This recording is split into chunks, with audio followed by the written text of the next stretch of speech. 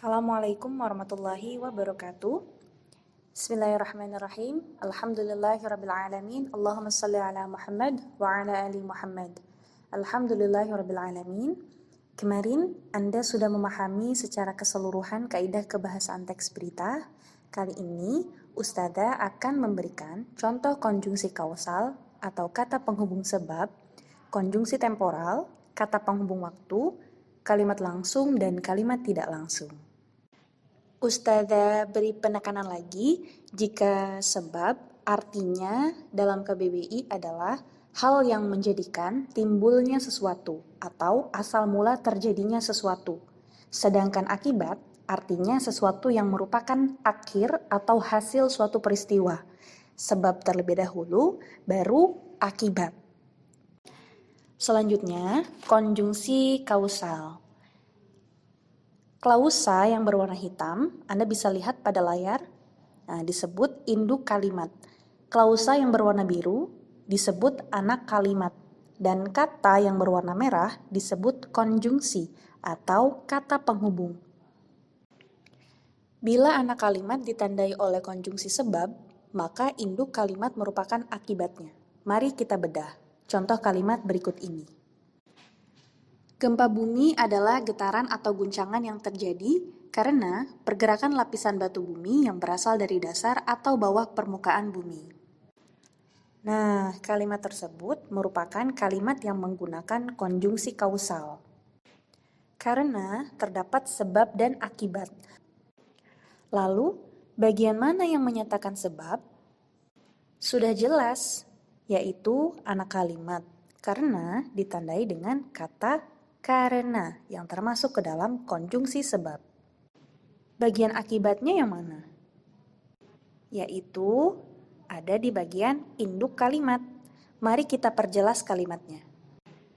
Gempa bumi disebabkan karena adanya pergerakan lapisan batu bumi, atau bisa juga pergerakan lapisan batu bumi yang berasal dari dasar atau bawah permukaan bumi, mengakibatkan terjadinya gempa bumi. Begitu. Paham ya? Kemudian kalimat kedua. Getaran gempa bumi sangat kuat dan merambat ke segala arah, sehingga dapat menghancurkan bangunan dan menimbulkan korban jiwa. Bagian mana yang menyatakan sebab? Ya, induk kalimat. Lalu, bagian mana yang menyatakan akibat? Betul sekali, anak kalimat. Contoh kalimat kedua ini kebalikan dari kalimat pertama tadi, yang menyatakan bagian akibat di induk kalimat, bagian sebab di anak kalimat. Sedangkan contoh kalimat kedua ini, bagian sebab ada di induk kalimat dan bagian akibat ada di anak kalimat. Mengapa bisa demikian, Ustazah? Padahal kata konjungsinya sama-sama berada di tengah kalimat. Coba Anda perhatikan. Yang membedakannya ada di kata konjungsi atau kata penghubung. Contoh kalimat pertama kata konjungsinya yaitu karena. Kata karena termasuk dalam konjungsi kausal, seperti sebab, sebab itu, karena, dan karena itu. Sedangkan contoh kalimat kedua ini menggunakan kata konjungsi sehingga, yaitu artinya konjungsi untuk menandai akibat. Mari kita perjelas kalimatnya. Getaran gempa bumi mengakibatkan hancurnya bangunan dan menimbulkan korban jiwa. Paham kan? Kemudian contoh kalimat ketiga. Sehingga tanah di sekitar gunung bergetar bahkan getarannya sampai terasa jauh. Hal itu menjadi sebab gempa vulkanik. Anda bisa lihat di layar, terdapat perbedaan cara penulisan. Tanda koma dipakai untuk memisahkan anak kalimat yang mendahului induk kalimatnya. Nah, sekarang bagian mana yang menyatakan sebab? Yaitu induk kalimat yang ditulis di akhir kalimat tersebut. Lalu bagian akibatnya yang mana? Yaitu anak kalimat yang ditulis di awal kalimat. Mari kita perjelas kalimatnya. Gempa vulkanik mengakibatkan tanah di sekitar gunung bergetar. Kemudian contoh kalimat keempat. Tempat ini dikenal dengan lingkaran api karena banyaknya gunung berapi. Bagian yang menyatakan sebab yaitu anak kalimat. Bagian yang menyatakan akibat yaitu induk kalimat. Mari kita perjelas kalimatnya. Karena banyaknya gunung berapi, mengakibatkan tempat ini dikenal dengan lingkaran api. Kemudian kalimat kelima. Gempa tektonik terjadi karena lapisan kerak bumi menjadi genting atau lunak sehingga mengalami pergerakan. Bagian yang menyatakan sebab yaitu induk kalimat, bagian yang menyatakan akibat yaitu anak kalimat. Sudah jelas ya contoh kalimat yang menggunakan konjungsi kausal. Selanjutnya konjungsi temporal.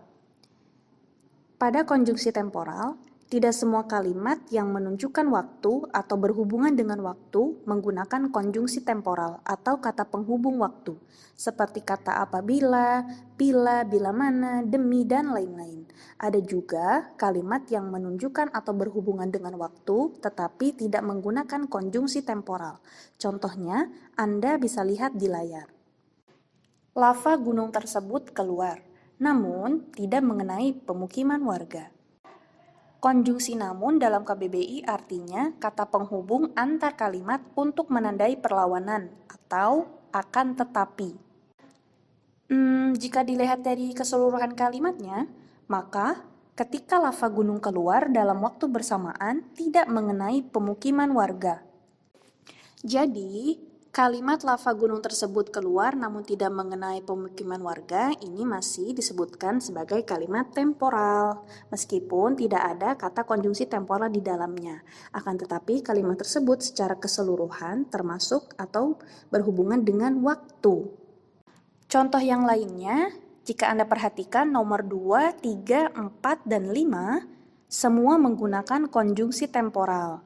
Dan lihat contoh nomor 5, konjungsi saat artinya sama dengan ketika, ya. Jadi terdapatlah konjungsi temporal di contoh nomor 5 yaitu kata saat, karena kata saat di KBBI artinya sama dengan ketika.